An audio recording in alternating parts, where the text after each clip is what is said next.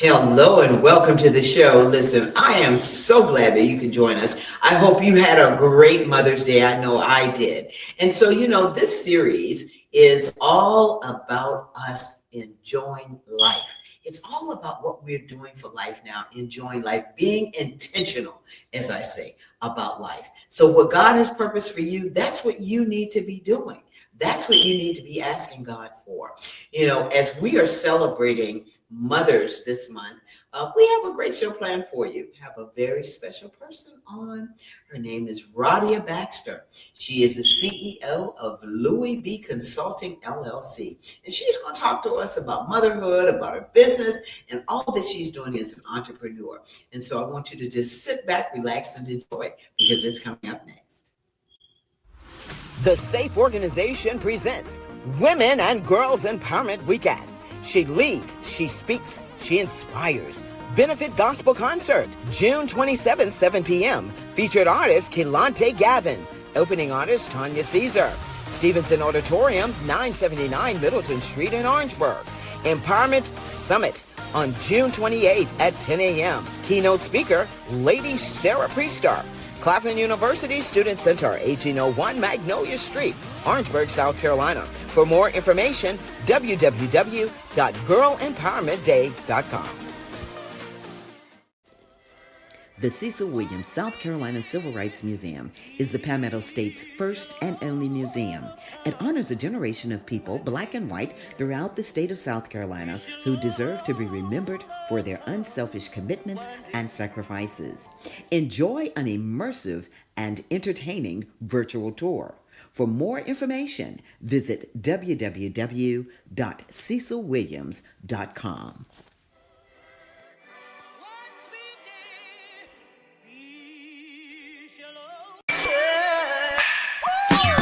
Hello, everybody. It's Finkley of the Michael Finkley Show, and you're watching Gold right now. Why? You're watching The Tammy Show. Stay tuned. It's fine. Welcome back to the show. When we come on the show, we're always having a great conversation. And I told you that we have a very special person here in the studio with me today. She is a devoted mother of three, strategist, project management, social citizen, corporate citizenship. I know I'm going to get her to say it the right way. But listen, she's a mother. And that's what we are celebrating, mothers, and celebrating entrepreneurship. And so I want to introduce you to Radia Baxter. How you doing, Miss Radia? I'm doing great. I'm doing amazing. You look amazing, my darling. Thank you. Yeah, it's amazing time. Just in general, just to have the opportunity just to be here, like what you talked about just living and loving and having faith and trust in God. It's just an amazing time to be alive. Well, thank you so much for being with me. I'm so happy that you're here. Okay, so, one of the things that I ask guests all the time is if someone were to see you on the street and they, you're like a celebrity anyway, they'd be like, oh, there's Radia Baxter. What do you tell people? Who is Radia? So I will start off, who is Radia? It's Jason, Jared, and Jade. I always talk about my kids. They mean the world to me. We've together been on a long journey, and they've gotten me through a lot of things that it could be sickness, death, just journeys, just branches going different ways, trees going different ways. Somebody sent me a YouTube video the other day, and it said, what's in your book bag and how is your shoes laced? And so I can always say that in my book bag of support, it's always been Jason, Jared, and Jade.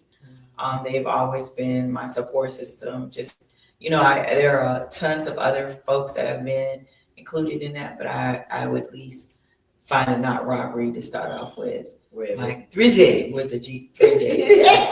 Wow, isn't that amazing? And so, as we're celebrating mothers, and I want to ask you, how was your Mother's Day? Oh, it was great. It was very quiet.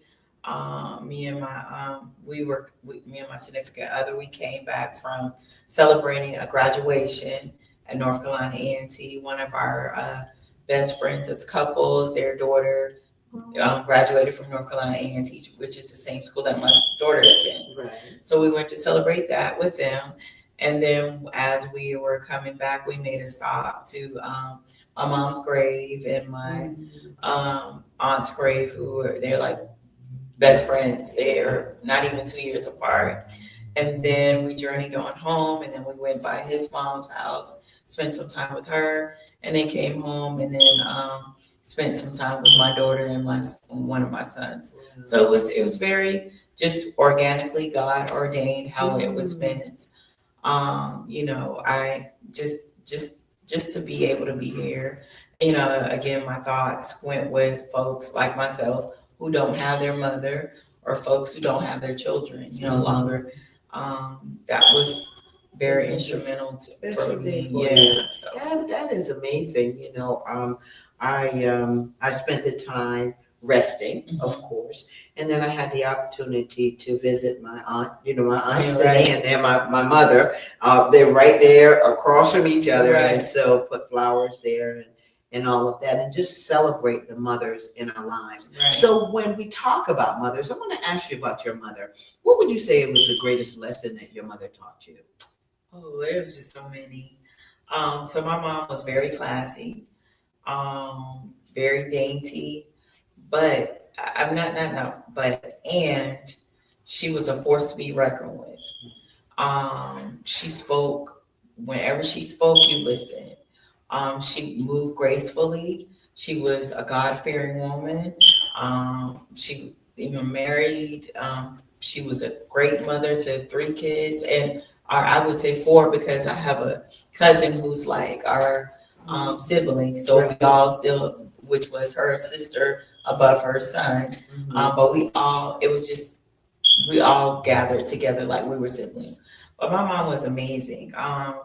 She was very strict. Oh, yeah. She graduated from Morris College, and then she went to work for the Department of Human Health Services, and then she taught school. And then that's when she met my father, got married, and then she had kids. And we're like 2 years apart, so it's 3 of us. But she was a businesswoman. She was a business analyst, insurance analyst. And she was very much into the church. My grandfather was deacon of the Black River Association. I didn't know all of that. So there were so many lessons, that I learned from her. I think the most one that I can say right now is her faith in God. No matter what, she still had that steadfast faith in God. It didn't matter. My dad was in the military, so he was in the war, he traveled. She still had that faith in God. She knew that that's the journey that he created. When I was diagnosed with cancer, she had that faith in God, and then when it became her faith in God, I can remember because she passed in September of 2016. So it was May of 2016. Actually, it's getting ready to be in a couple of weeks. Me and her had this opportunity to where we just spent the whole day at Myrtle Beach on the balcony where the ocean, all day long. It was a family reunion for my dad's side. And so I told my dad, you go ahead and enjoy the family reunion, and I'll sit here with my mom, because she was diagnosed with brain cancer. And so at this point, it came back at stage 4. This was her second. She had went into readmission and then came back at stage 4. And we knew that, things were a little different. And so I told my dad, go ahead and enjoy your family reunion. And it was just me and her for 12 hours on the porch. And she didn't say too much. And I didn't say too much, but just that time that we were able to spend together in silence. We might have shared some, little intimate things, but just that time, it's just so instrumental for me. Just to be in her presence. Again, like I said, there are so many lessons that I learned. She was just so strong. I could just remember countless times where she had to be bigger than what she had, you know, just in several different spaces. And she, you know, she didn't do the rah, rah, rah. That wasn't her. When she spoke, when she walked, you knew she meant business. Right. You know, and she was 5. She was just 5 feet, or maybe barely 5 feet. Wow. She carried a big stick. But she that she did. And my kids will say that, you know. She just made a tremendous impact. She loved everybody. Her thing was she never, you never left her space unless you gave her a hug, and it was heart to heart. It was always that. And so I've taken that. That's one of the lessons that I took. And just being a mother, you know, being able to, you know, of course, when you're younger, you're like, oh, she's so strict, you know. She grew up in Somerton, South Carolina, during the time when it was the Brown Girl System Board of Education. Her father was a part of that movement. She was, you know, picked cotton. I was a farmer. So, you know, the strength that she had it was just amazing. And for her to pass that down for me, then me pass it down to my kids. I was telling them the other day that they are her wildest prayers, her wildest dreams, and including with my father. You know, it was just that. I remember when my sister did I don't want to say eulogy, but it was just at my mom's funeral. She talked about how my mom always said that my dad was her steak. That she didn't get hamburgers, she didn't get chicken, but she got steak. All right, you know. And so, you know, my mom was very. She liked to play jokes. One of her 2 holidays was Thanksgiving, because it was around family and giving thanks to God for everything that she had. But the other thing was April Fools, and she would always like to play a joke. And so I have continued the tradition with my father, because my dad would always be like, wake up, like, hey, I gotta get this right, because she's not gonna get me today. Right. So I've carried that tradition on. And it's just so funny. Like, my dad wakes up, he makes sure, you know, hey, it's 6 o'clock in the morning, let me talk to them first, because they're not gonna get me. And every time I've gotten you know, and so it's, you know, those kind of things, those memories. Isn't that something? Yeah. How you have those types of memories that you carry on. Just I can think of several things with my daughter, you know, that are traditions. When I was growing up, it was pancakes every Saturday. Guess what? Pancakes every Saturday. You know, things like that, or just talking about how you treat people. I was just telling somebody today about the fact that my mother and my father talked about taking care of the community, just like you do. So what are, and I'm going to ask you specifically, what can you say is one of the lessons that you have taught your children, your 3 J's, that your mother instilled in you? So giving back and treating people right. So as you said that, my mom always used to say 3 things.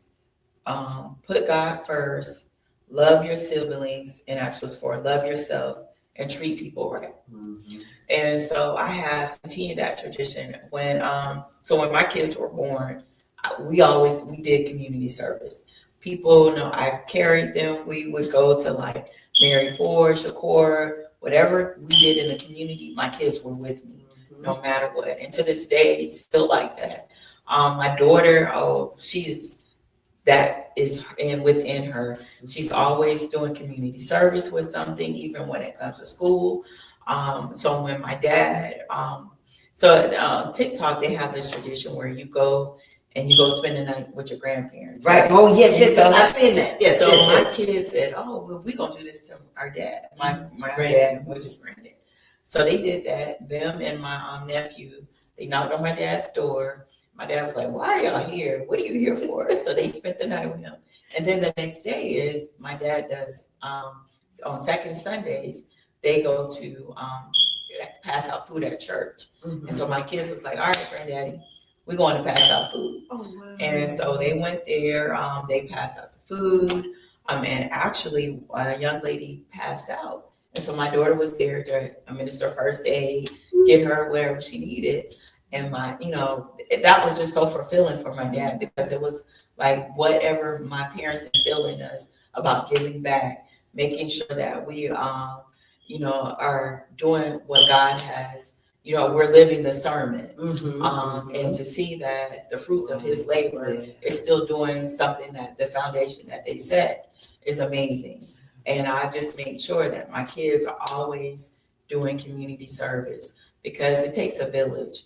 And, and if you can be able to get to do that service, it just speaks volumes on so many levels. It helps you get through things that you never would have thought that you could, because you are so service oriented and making sure that people succeed, or people are educated, or the pipeline is continual. So if I know that I'm passing the baton correctly and they're taking it, that's amazing for me. That's all I can ever Isn't ask that for. amazing? That's phenomenal. Just to hear that. I know your father probably was looking and saying, "Oh my God, look at my granddaughter. Look at what she did." He probably said, "Oh wow, look at that." Yes, Look at that. Isn't that amazing? Radia, guess what happened? Yes, and to see my daughter acts like my mom and my aunt. Like, my mom used to love to sleep. My daughter will sleep like all day long. My daughter is very studious. She's very outgoing. She's classy. So all of that has a lot to do with my mom and my aunt. And you just see that passed on. Yes, and so when my mom passed away, my daughter was in middle school. She had just and so to see that she took all of that she learned, and it's almost been 9 years now, means a lot, that she was paying attention. And not only with my mom, she has another grandmother and her great grandmother. Her great grandmother taught her how to cook. I can cook too, but she taught her how to make real cook. the real sweet potatoes and all of it. So, just those things are amazing. I must admit, she has a lot of, from my sister, from my friends, my cousins, her godmom. She has a lot of folks that have just helped her succeed as women, to pass the baton. So it wouldn't be robbery of me if I don't mention all of the women and the ladies in her lives, from her aunts, her aunties, from her mentors. Everybody has played a part in making sure that she succeeds and where she's at right now. That's right. And even with all my kids. And I think that's something that my parents and my mom instilled in us, is that we're a village, right? So it doesn't mean that, it's just the parent or the mom and the dad, but it's the aunties, it's everybody. And if we can be a part of everybody's village, then everybody's going to succeed. Hey, we're going to win. We're going to win. That's right. Well, Radia, on that note, we're going to come back, folks. And when we come back, you're an entrepreneur. And I want to talk with you about Louis B Consulting, because all the things that you do, y'all don't know, Radia has been around presidents, and she's been able to coordinate and really make things happen. I'm talking about presidents of the United States. And so when we come back, I want to kind of talk with you about your business, what you do, let people know what it is that you do, and how we can help the community. Okay? All right. All right. We're going to be right back, folks. We'll be right back. Thank you.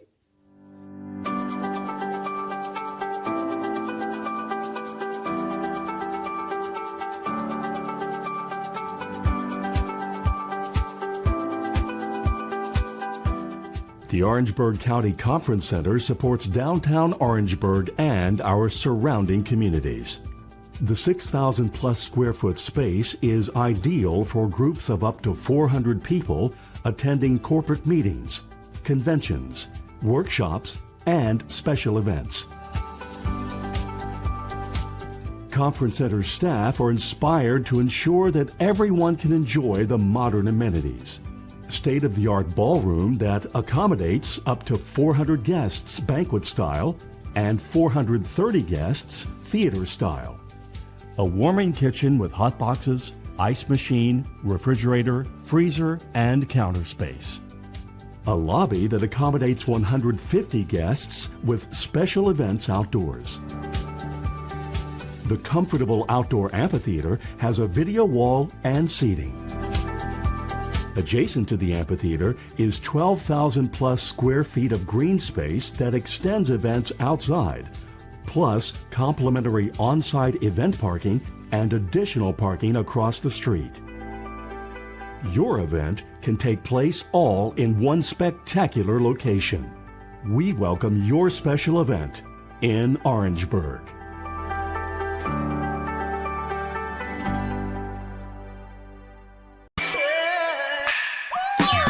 Hey, you're watching The Tammy Show. And remember to keep it cool with me, AC. Welcome back to the show. Listen, I'm sitting here, if you're just joining us, with Radia Baxter, CEO of Louis B. Consulting, LLC. We've been talking about mothers because it's all about this series that we have this month about celebrating mothers. But, you know, Radia is also an entrepreneur. And as I told you, she's been in the presence of presidents and kings and queens and helping coordinate all these things. And when somebody has a big dignitary coming to town, guess who you're gonna call? Radia Baxter. So welcome back, Radia. Thank you. So, yes, I am the CEO of Louis B. Consulting. So Louis B. is named after my mom, Louise Baxter. I wanted to pay tribute to her, and I'm always about generational wealth, right? And we're not talking about dollars, we're talking about knowledge, right? Mm-hmm. And so I wanted to ensure that the foundation that I was given for me, that I would be able to pass it on to others. And that's basically what I do when we're talking about Louis B. Consulting. We build, we connect, and we engage. And that could be people to people, that could be people to organizations, that could be businesses to companies, or that could be strategies, that could be whatever it is, just to ensure that not only that underserved, at risk, or just people being able to be present at the table. And when I mean present, I don't mean just a seat at the table. Right. I mean as far as knowledge, as far as strategy, as far as relationship, whatever you can bring to the table, that you're fully invested in whatever is at the table, and not that you're just sitting there just being present. And so that's what we do. So we do a lot of social policy, public policy. We make sure that companies understand, what their effects could be on folks that are at risk or underserved, and how they can be a part of this social advocacy. I am very big on advocating with whatever space it is. I want our folks to be educated and I'm not talking about academia. Right. I'm talking about just knowing processes, systems, and how they can trust themselves to be better than what they were. Sometimes we don't trust ourselves, and we don't trust ourselves enough to where we trust other folk to provide us with the educational or the access to opportunities to be better than what they were. So that is what Louis B does. We empower people, we engage them, we build trust, we build access to opportunities, we connect folk. It's just, to me, that's all about generational wealth. That's all about knowledge and processes. Yeah. And when you talk about social corporate citizenship, somebody's looking and they hear that big word. Talk to us about what that really means. So it really means advocating for yourself or advocating for your community. That's what it means. It means making sure that businesses and companies understand the work, what's in the community, and how they can play a part in your community, and vice versa. It's getting companies and businesses to recognize that, yes, we have communities, and community in general. It could be from whatever demographics, it could be from geographic, it could be mindset change, but that they have the opportunity and need the access to opportunity to be at the table when it comes to decision making. We also help with solutions, right? We provide strategy or driven problem solving, to where that way we can help your company understand, okay, this is what your problem is, but we can provide solutions that are within the community or advocacy, just making sure that you're aware of what's going on. So all of those things is what Louis B does. And project management. We assist with whatever project that you have. What I tell you? And making sure, as long as it's advocated. We are very big on that advocating part, because you can give everybody tools and skills, but if you cannot give them the education and the knowledge and the access to get to those things, then you have done them a disservice. And we don't want to be in that space. We want to make sure that we are teaching people how to fish so they can fish forever. Wow. Let me tell you what, when I tell you all, this is a very special lady in so many ways. And I'm so thankful to her because she's taught me a lot. And just knowing that in your business, how you help people, but how you advocate for people. And that's a big part of what I think in today's society that we are missing. We don't have enough advocates. Right. And I think we don't have enough advocates. And I also feel that we are sometimes, I don't know if you want to use the word scared or nervous about advocating for ourselves, because sometimes when we advocate for ourselves, people take it as the wrong way, right? Mm-hmm. Or they, and then we don't want to push even more. Well, guess what? We have to be in a space to where we feel comfortable, and sometimes it may be uncomfortable. That's right. Because growth, when you're uncomfortable, you grow tremendously, and sometimes we have to trust ourselves to be uncomfortable in certain situations. That way we can be our biggest advocate for ourselves, for our community, for our kids, for whoever, for our village. It's a village mindset. And if we continue that, we can move mountains. That's right. And instead of it just being a moment, it's a movement. Exactly. Instead of it just being for you, it's for other people, and you're passing that on. Right. Radia, we're going to come to a close, but I'm going to have you come back at another time, and we're going to delve more into this, because I think it's important for people to understand that we have to be here for each other, and we have to be intentional about it. Correct. And then you said the word intentional. So my word for this year is intentional and being grounded, right? So we have to be intentional. This right now, we're in a space to where we must be intentional in everything that we do. And that means educating ourselves on processes and systems. We don't have to be loud. We don't have to, we can just, if we can move and understand what we're doing in that pathway, we're going to be a part on a greater movement.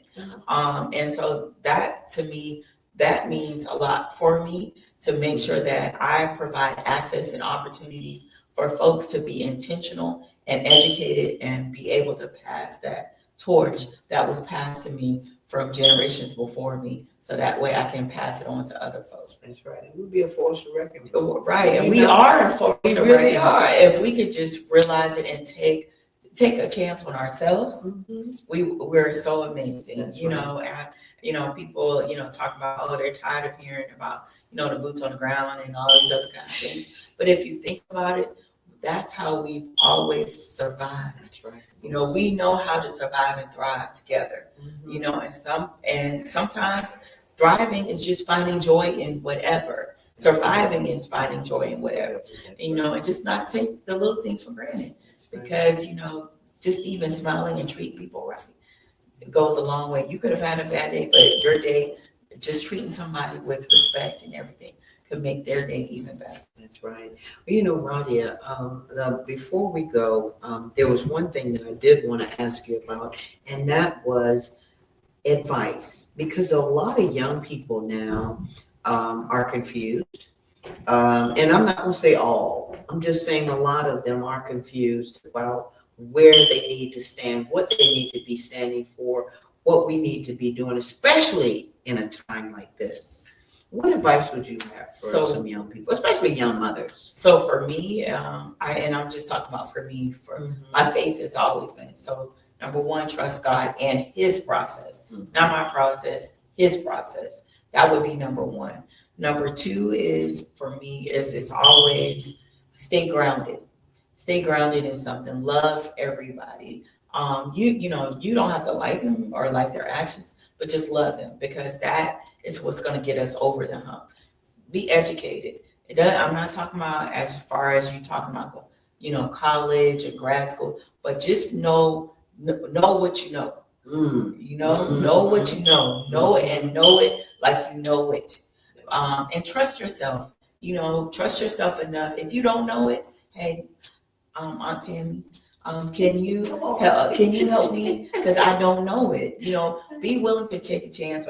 And I know for young people, they're in the microwavable generation. Oh yeah, I got 3 kids. 26, 25, and 19. Okay. And especially my 19-year-old will tell, oh, well, why this didn't happen now? Growth don't happen overnight. You have to take a chance at yourself to be uncomfortable in so many situations to grow. Anything is like planting a flower, planting a seed. It don't come up overnight. You got to get that dirt ready. You got to get that water ready. Right. Sometimes that water don't even feel good. You got to get all of the soil. It might be dry some days. It might be wet. But then once all of that molding comes, and then that seed comes, and then that plant comes, and then you see leaves, and then you see the flowers. So you got to give it time. Everything just doesn't happen overnight. And you got to have that. Once you understand that mindset and know that and go for it with a positive mindset, we're always a force to be reckoned with. That's right. We have to understand to be transformational, because sometimes, when you're transformational, you also have a little bit of transaction. That's right. But you don't let transaction take over transformational. That's right. And and you have to be willing to, be accountable and understand that sometimes what your perception isn't always the right one. And you have to be willing to grow and open. And transparent. That's right. So those would be my things moving forward. Wow. Thank you so much for that. Oh, thank you for the opportunity. Oh my God. So what are 3 words that describe you? Oh, that's a hard one. Nah, I see. Yeah, it is. I guess I would say I love. I'm very determined. Other than God-fearing, and I'm loyal. Wow.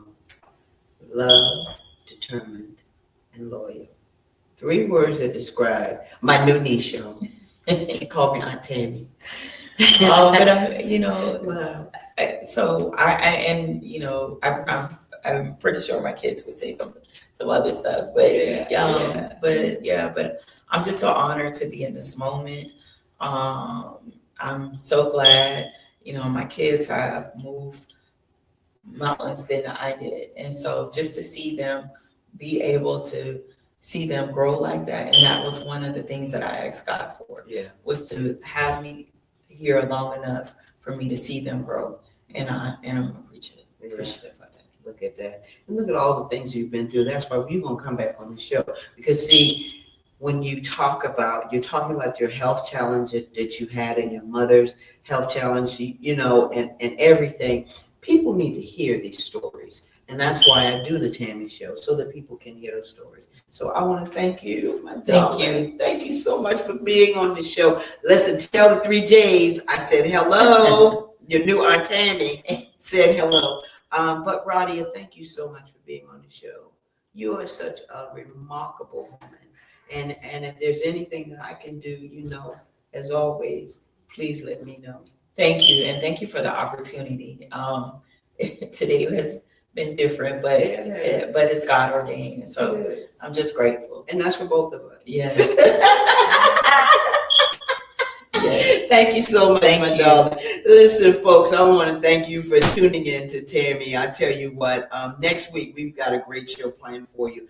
Another phenomenal woman. She's a mayor, and I'm looking forward to her being on the show. And I just want to thank you as always.